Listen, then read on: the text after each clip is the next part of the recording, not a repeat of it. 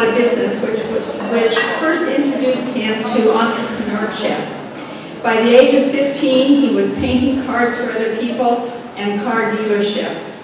He started his own business when he was in his early 20s. In 1999, he entered a new field of business, becoming a disaster cleanup contractor. He started this business and built it from scratch to an over $1 million business.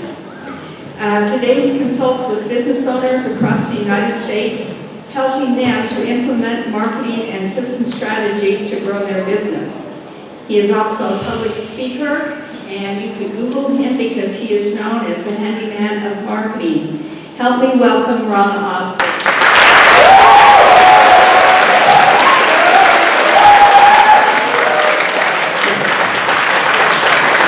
Thank you. It's a pleasure to be here today. And I am known as the Handyman of Marketing. If you see my Facebook page, that's what you'll find when you get to it. So I know you look me up too. It was interesting. I'd like to thank Mrs. Burwell and also the staff and administration for having me here to speak with you today. I don't plan on being boring and stuffy. I hope I'm not. I like to have a good time. I think life is to be enjoyed, whether it's business, whether it's play, whatever it is, enjoy it, but take it seriously too. As I was talking with Mrs. Burwell, I told her these were the perfect events for me when I was in high school for the fact that I would skip. That way I got out of there. And you might assume that I was a college student and did all those things, but that's kind of far from reality. In reality, in high school, I never had homework. Of course, we're talking, late 70s for that, but my attitude was if I couldn't finish it at school, then it didn't need done. So how did I get to this place now? Well, it's quite a journey, quite a adventure that I've been on. But one thing that I've learned and I've heard of is a survey that says 10% of the audience within the first 90 seconds has already made a judgment about the speaker. You've decided whether you're going to listen to me or not based upon how I look, how I sound, who knows what. So I challenge you, because number one, I'm going to be watching and seeing who that 10% is, but also for the fact that I hope to share some value today, some things and some insights that your future can be something that you never knew it was going to be, because if you had asked me in high school, if you would have asked me 10 years ago, this is not where I would be. I would never have thought that this is what I'd be doing. But this is what I found that I have a passion for and I love. And that's one of the most important things you can do is figure out what you really love and enjoy. So just give you a little brief history about me. And I'll go ahead and embarrass myself a little bit.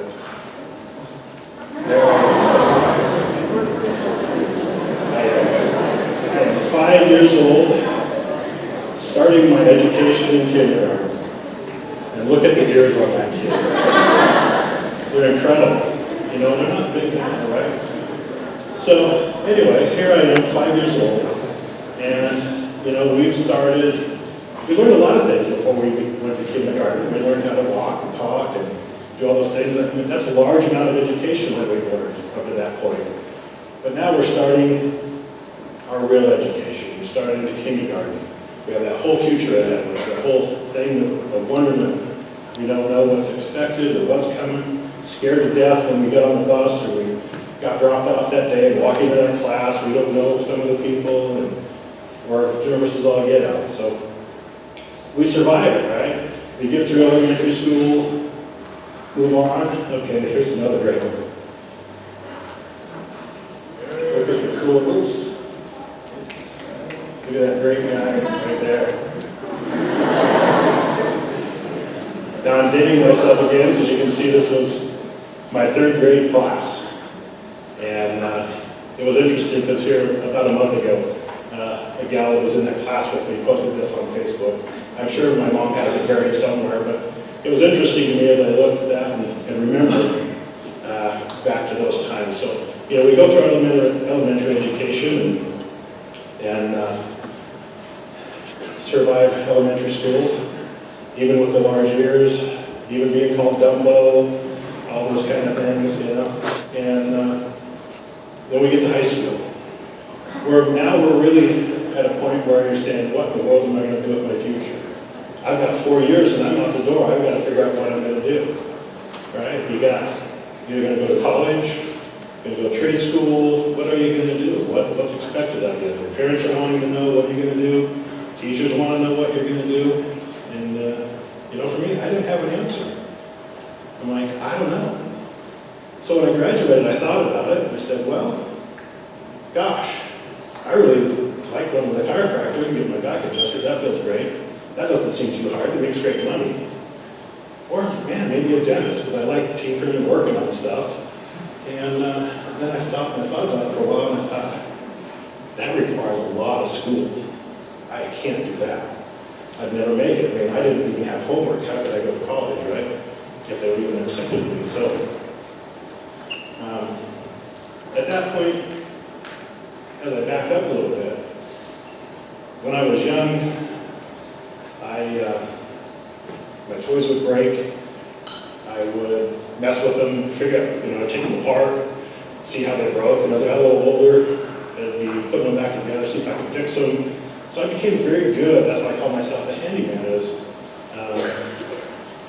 I can build a house, I can tie a quilt, you know, I can fix a car, I can do a variety of things. I'm really good with working with my hands.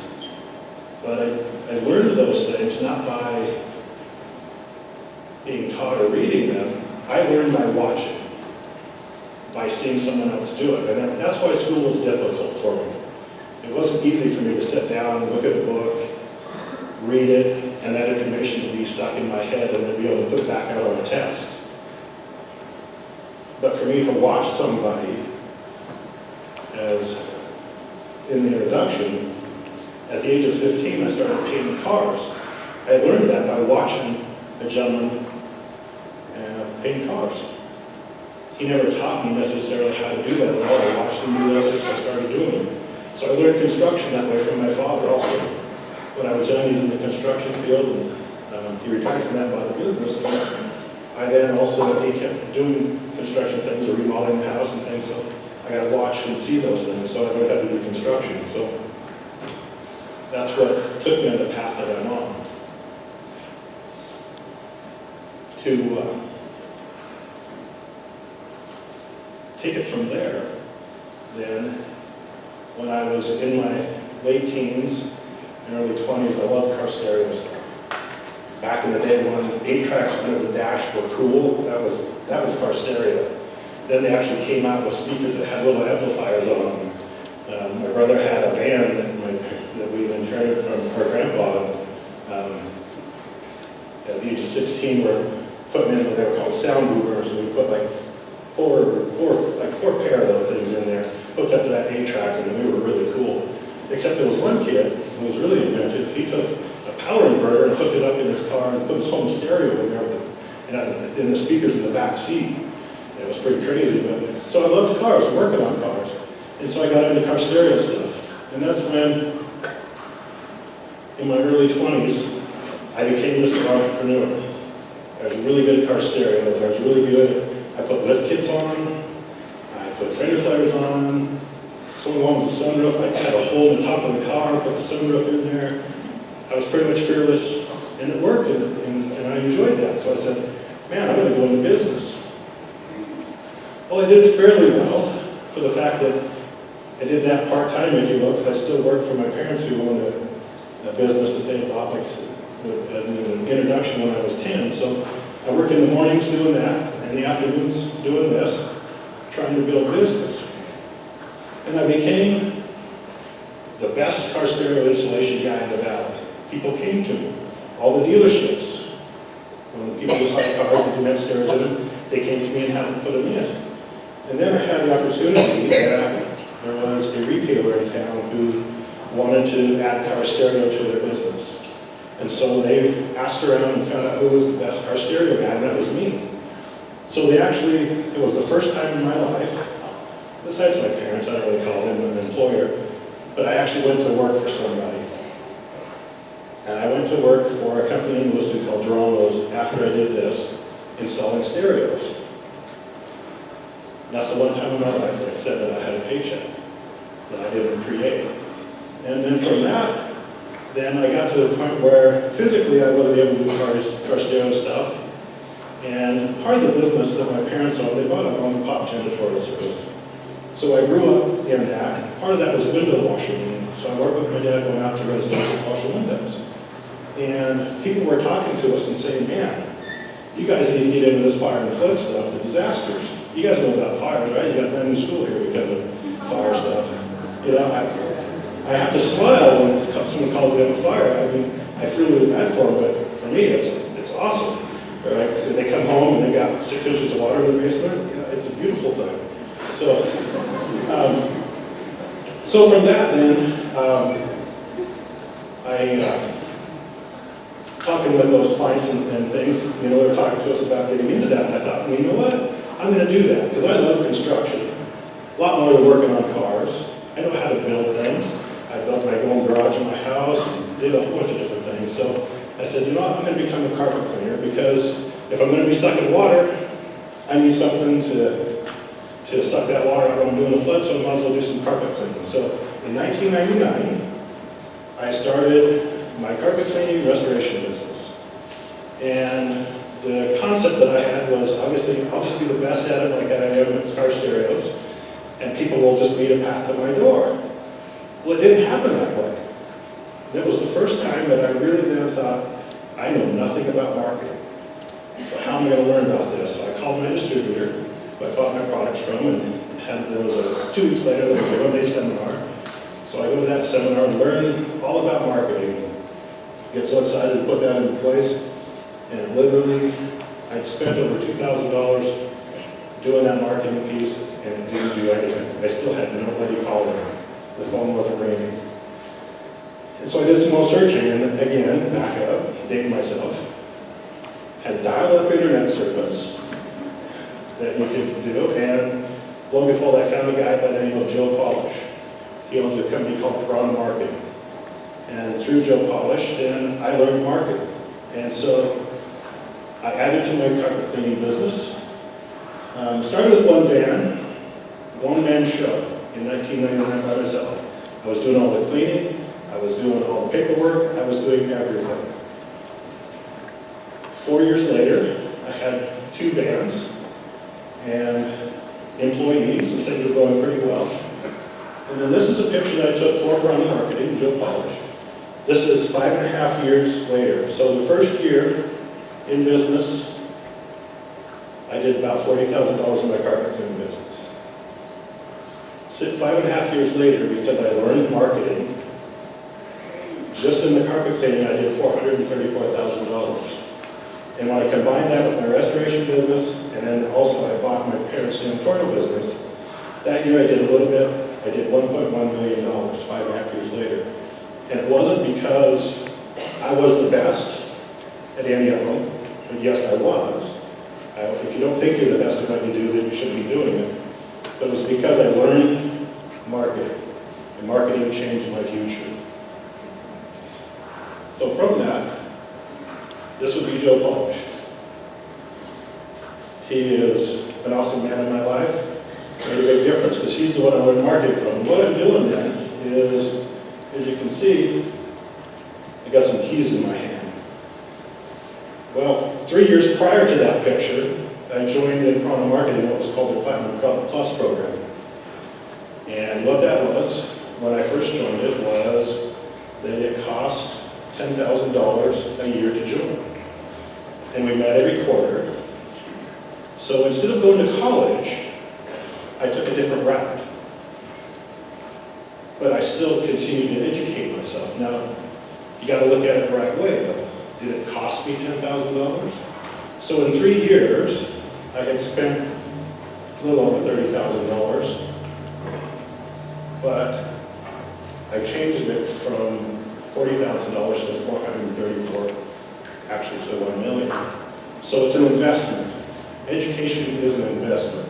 So what he's doing is, in that program, in that group, we had what we call Better Your Best, to where everyone that was part of that group compared a minimum of 3 months of the previous year to 3 months of the current year.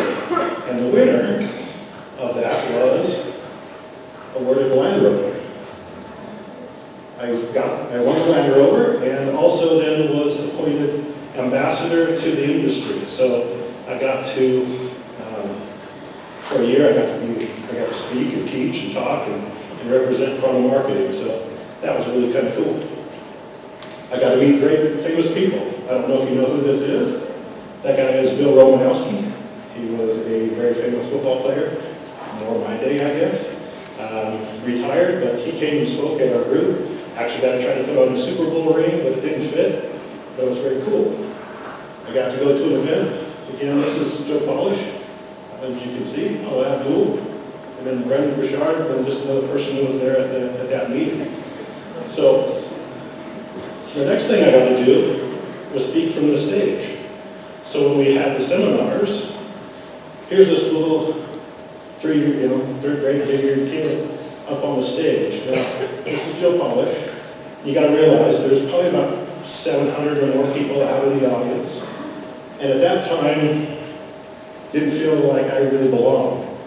This amazing gentleman right here, his name is Dave Kekich. When he was in his 30s, he had everything.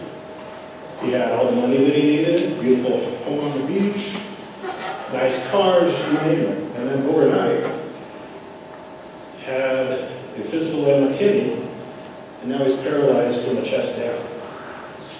Now, did he have a bright future?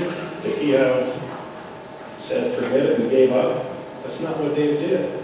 Dave's an amazing man. He actually became a multi-millionaire while being in a wheelchair because he used his mind to make money instead of his body.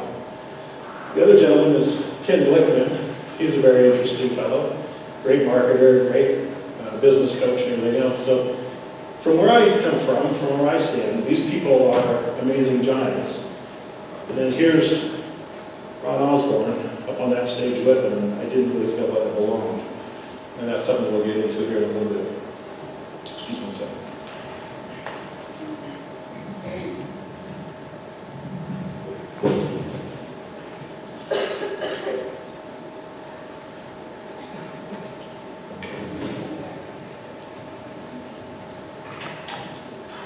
Okay, so what I'm going to do is I got a slide that I need to show you. I'm only going to show it for 10 seconds. I don't want you to talk to your person sitting next to you. I don't want you to say anything. I just want you to take a look at it and see what you see.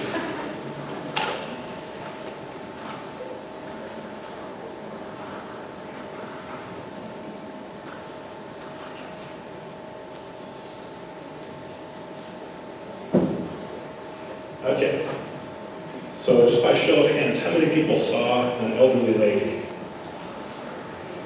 Okay, and take a look around. All right. How many people saw a young lady? All right. So my whole point of that is that it's perception.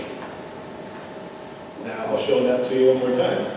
The elderly lady, this is her nose, that's her mouth. That's the shawl over her head. The young lady, this is her nose and her eyebrow and her hair with a little feather in the front. So the reason I showed that is that perception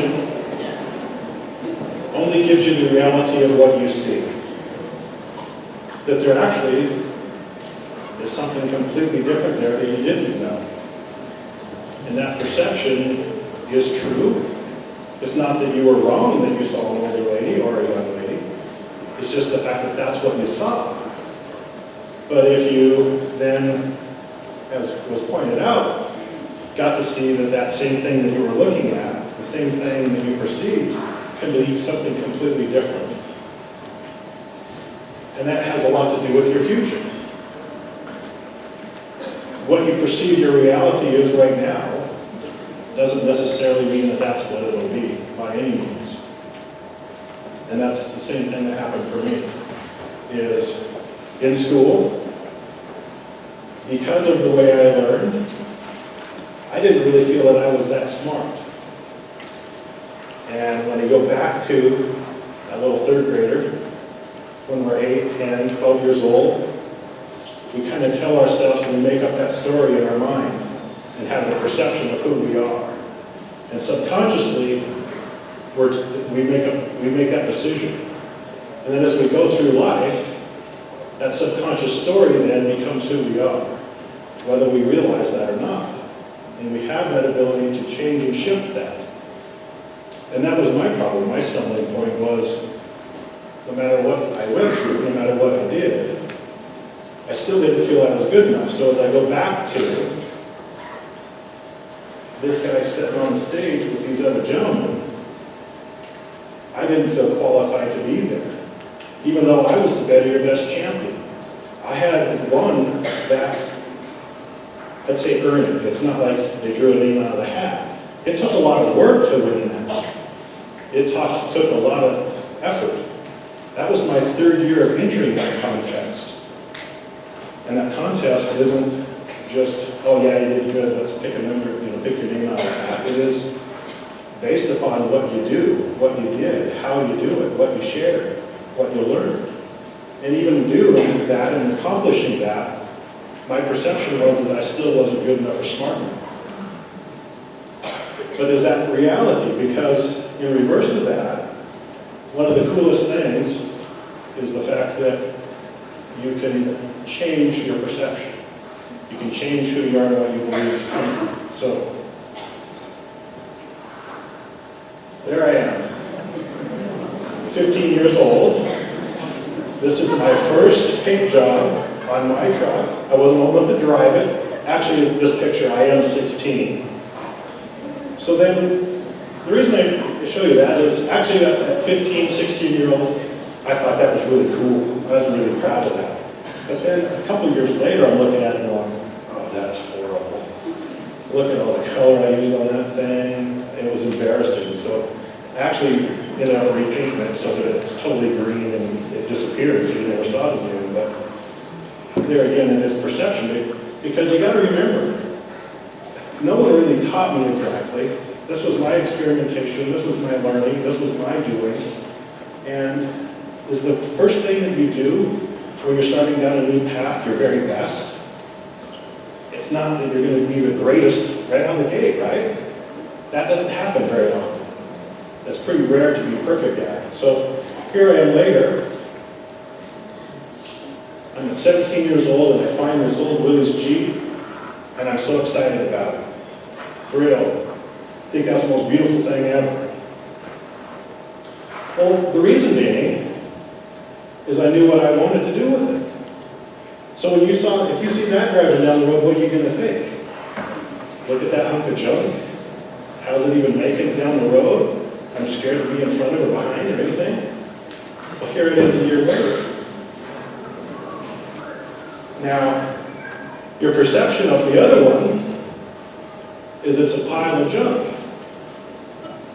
But in the eye of somebody who sees a different future, something that it can be, something that you can create it into, it becomes something that you look at, well, holy crap, that's pretty cool.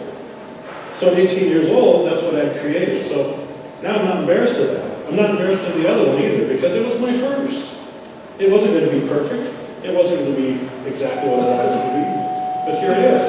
This one's much better. It'll have near as many colors on it, and all the things that I transformed it into. I put a V8 engine in the thing, a steering column, and it was really cool. Had a great time with that. Now these are the people in my life that I've learned the most from. And I'd like to share a little bit from each one of them. First one is Joe Polish. This gentleman right here. He's the owner of Handyman Of Marketing. He's the one that I first got introduced to my new future, my new life. Many things that he taught me, and there's actually one of the things that he Trade has recorded and has shared is it's a YouTube video called The Selling Evil. And it's a different perception. Again, I'm talking about the way you perceive things, because when I say salesperson, a salesman to you, what do you think of? Some guy coming up and talking to you, pressuring you, someone that's like, oh, here they come, you know what it's like. You walk into the store and you just see them coming at you, right? And you're thinking, oh, I just want to come in and look at stuff. Selling is a horrible thing. Marketing is a horrible thing. So I'd like to share a little video off of YouTube with you here real quick to give you a different perception of what marketing can be.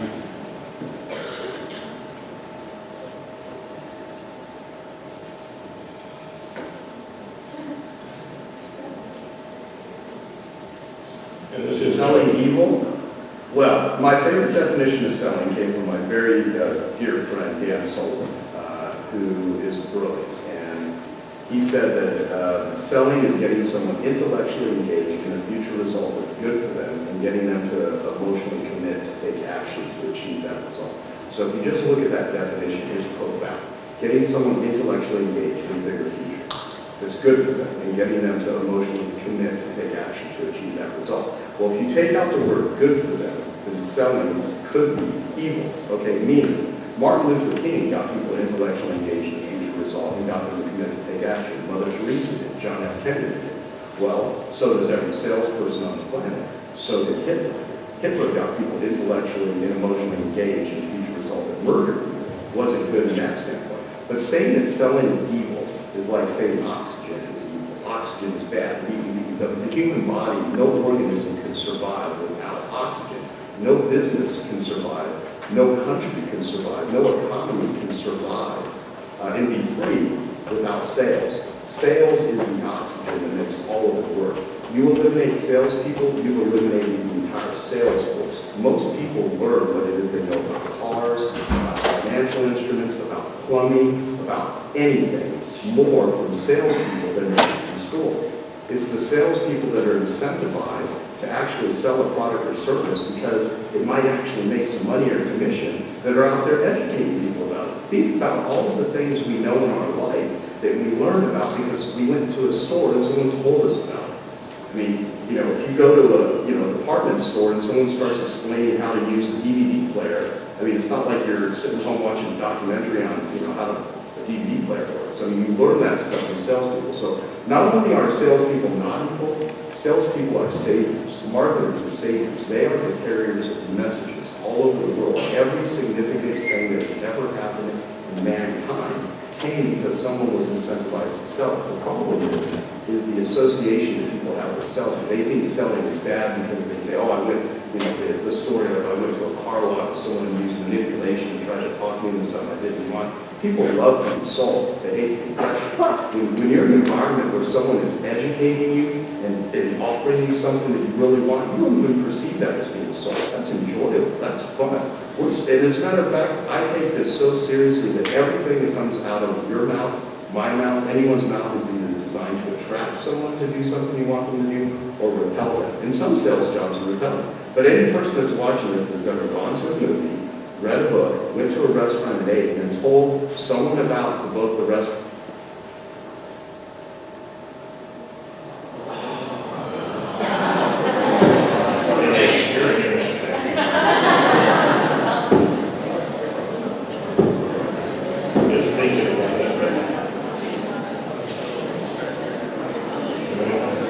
Okay, so, coming back on here, that'd be great. So, what I'd like to do is I'm going to teach you. That person actually took their advice and went and did it. They successfully made a sale.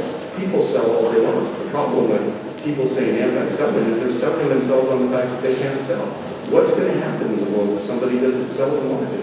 Where would the jobs be if there was no incentivization for selling and marketing? It would be a dictatorship. It would be communism. I mean, that's not the world I want to live in. So selling absolutely is not evil. Can you use techniques and methods to manipulate people? Yes, of course you do. I mean, is a gun good or bad? Well, a gun could be used to hunt or self-defense, or it could be used to kill people or to rob people. Well, any sort of technique can be done in the same way, and not just selling. But selling seems to get a bad rap, mostly because people that don't know how to do it are the ones that always talk down about it. not realizing that everything that exists in the world that they probably benefit from light bulbs, to carpets, to chairs, to cars, to music they listen to. Some salesperson was incentivized to create it.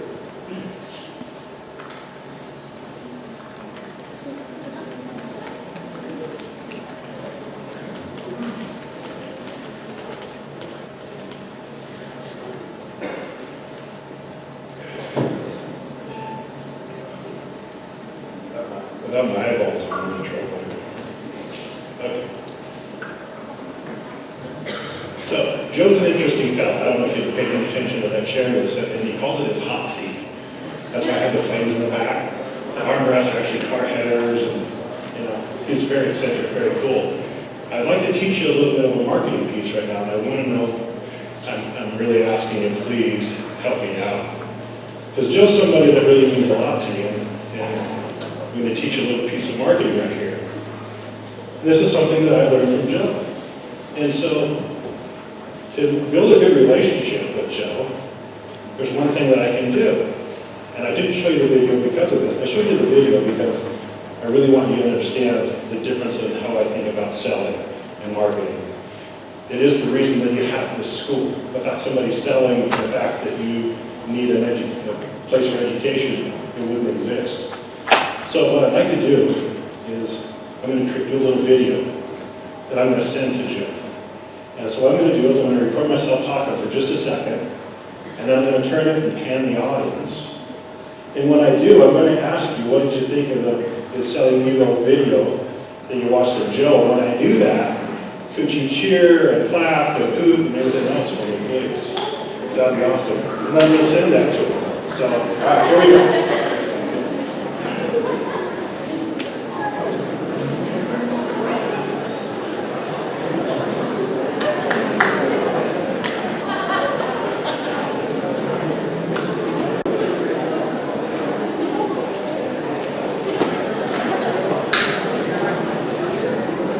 Hey Joe, Ron Osborne here.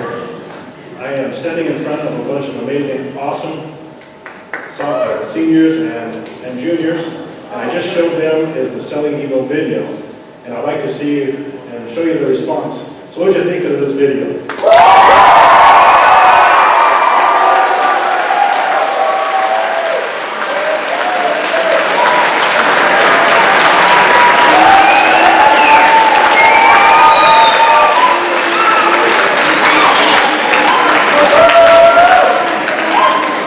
There you go, Joe. Now you have it. Proof and evidence that even the young generation enjoys your awesome genius. How can I do?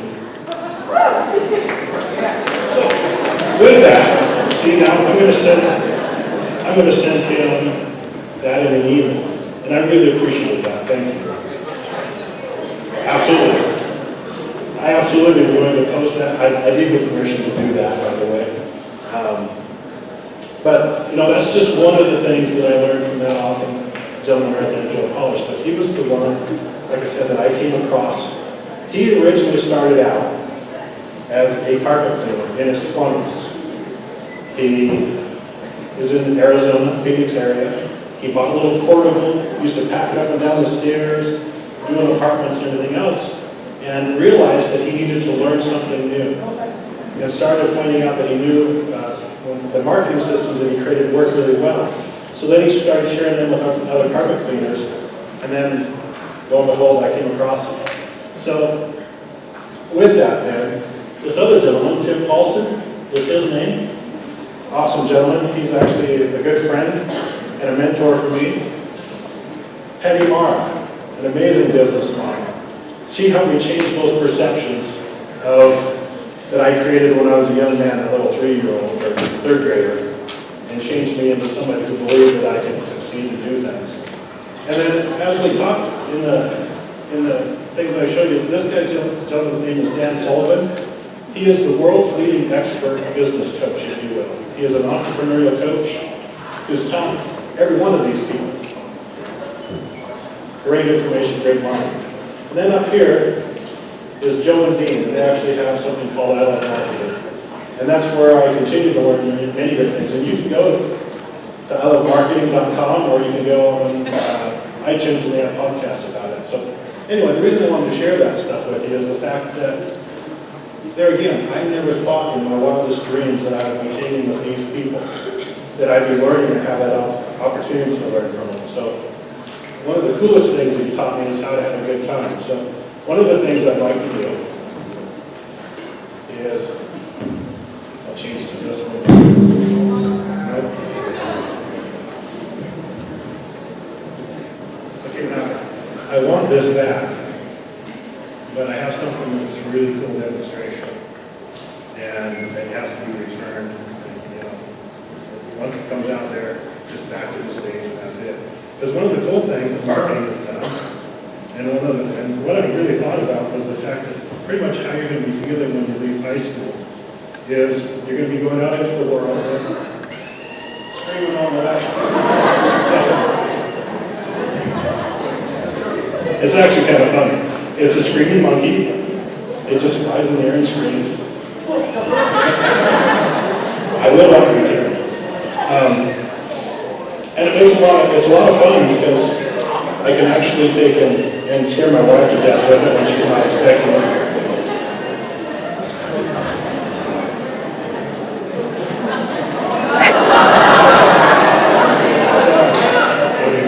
Okay, so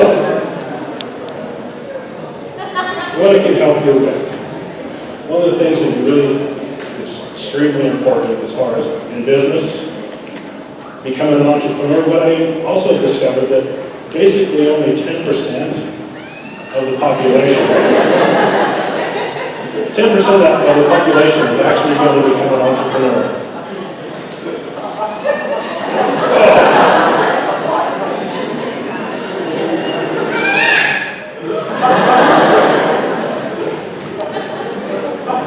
So even though only 10% of you will probably become business owners, entrepreneurs, how do I have insight for the 90% of you? Well, the fact is, I've been sort of an employee. I kind of was for my father, my mom, but not really. But my wife, Tansy, we've been married a little over 2.5 years. Beautiful woman up the top, videotaping me. Actually,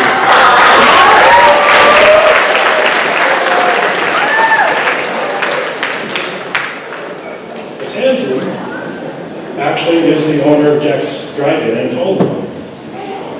And December 1st, she will have owned that for 25 years. So she knows something about owning a business and having employees. I've been, since 10 years old, working with my parents, and I'm 51 now, I don't care if you can know my age, it doesn't matter. But, so I've had many employees over my lifetime too. My parents taught me something that's extremely important, whether you're an employee or a business owner. And that is, number one, be the best at what you do. Because if you're not the best at what you do, you know, that's one of the things that, Joe's an excellent joke teller, but one of the things that he says is, you know, what do you call the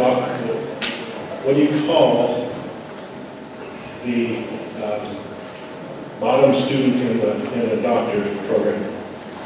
You know, when he graduates, you call him doctor, right?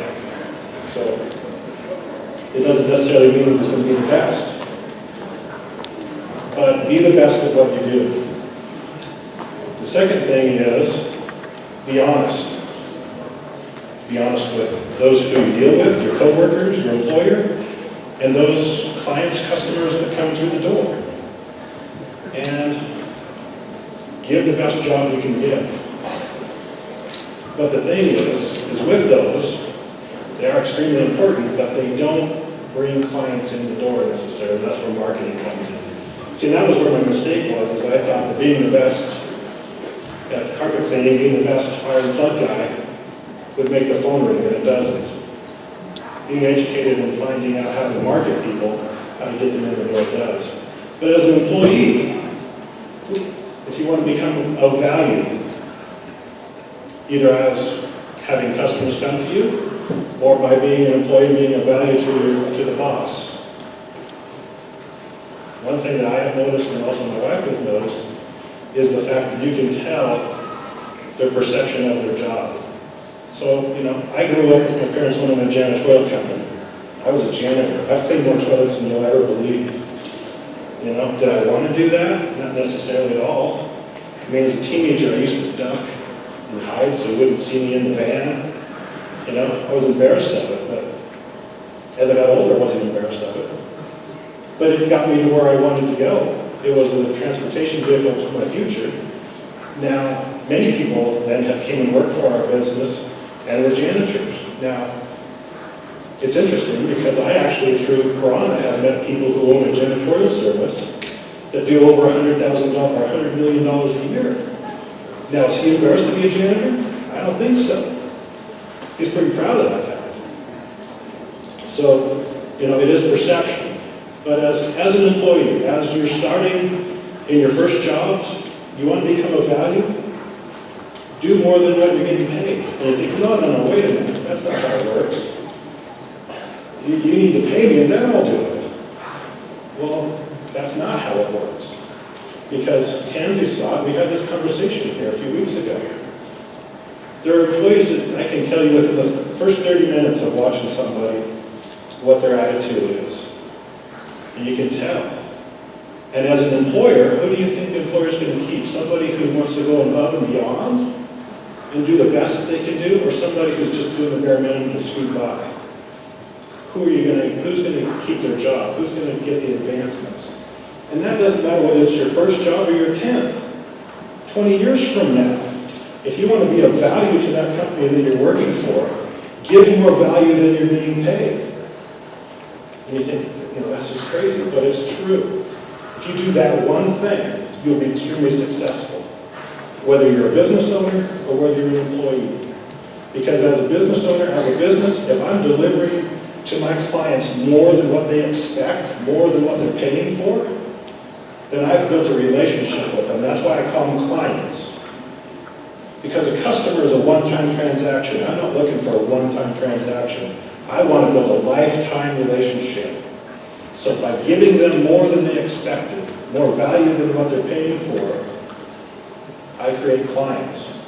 As an employee working for a company, if you do more than what is expected of you in your job, you become a valued person in that company.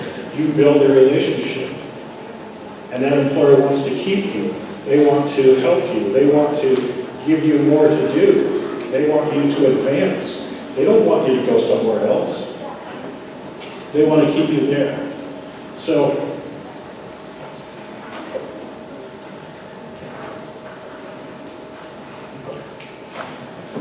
just to finish up then, here I am, a guy that I don't like to read, wasn't a great student, but I've written a mini book. And it's on my website. You can go there and download it for free.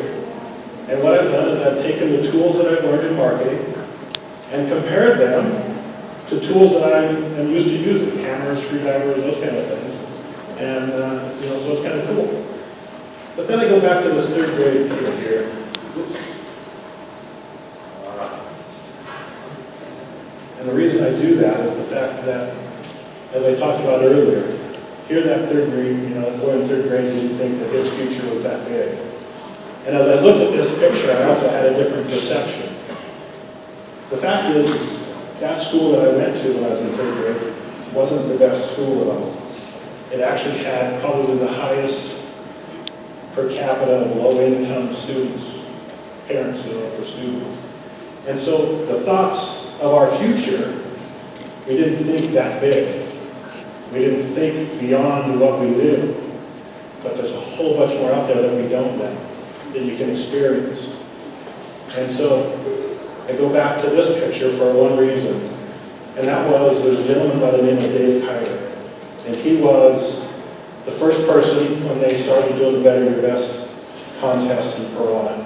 He was the first winner. He actually was had been a teacher in high school band. And he'd started his business, and he was, the year before he joined that program, he was going to stop and go back to teaching. But he transformed his business and became an amazing individual. He actually became my mentor. And the reason that I actually sat on that stage, and that's where my perception changed, was the fact that this was a 3-day conference, and on the 4th day we had our platinum meeting. And in that meeting, then we talked about what was the main things that we got out of that 3-day conference.